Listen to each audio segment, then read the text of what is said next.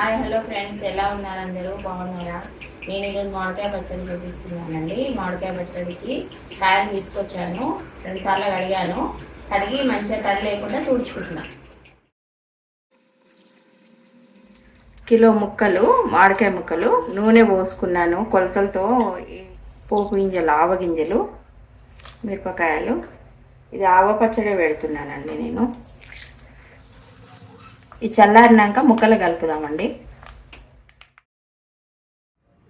మామిడి ముక్కలు ఈ గిన్నెతో కొలిసానండి. 4 అయినాయండి, 4 గిన్నెలు. దీంతో కారము దీంతో ఒకటి పోసుకుంటా. ఉప్పు వేయని కారం, 3 మ్యాంగోస్ కారం మిక్స్ చేసా ఇందులో. నేను పట్టించిన కారము 3 మ్యాంగోస్ కారం. 2 గ్లాసులు అది, 2 గ్లాసులు ఇది పోస్తున్నానండి. ఉప్పు కొంచెం తక్కువ పోసుకోవాలి.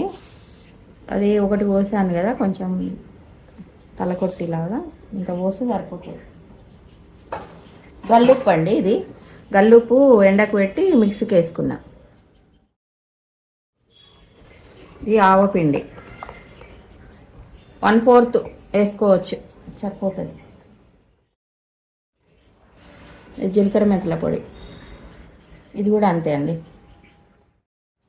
ఇది ఎల్లిపాయలు కొన్ని వేసుకుంటే టేస్ట్ కోసం కలుపుకోవాలి.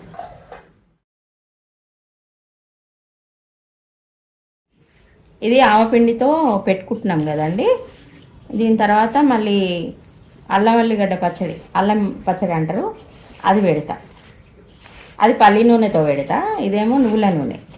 ఇవన్నీ బాగా మిక్స్ చేసుకొని నూనె కలుపుకుందామండి. ముక్కలు కొలుచుకున్న గిన్నె ఉంది కదండి, ఆ గిన్నెతోనే 1 గిన్నె నూనె పోసుకున్నాను. నూనె తీసుకొని తాలింపు పెట్టుకున్నా. కొన్ని ప్రాంతాల వారు పచ్చి నూనె కలుపుతారు, కానీ మా సైడు పోపు పెట్టుకుంటామండి. పోపు చల్లారిన తర్వాత ముక్కలకు నూనె పట్టించి కలియబెట్టుకోవాలి. పసుపు కూడా కొంచెం వేసుకోవాలండి.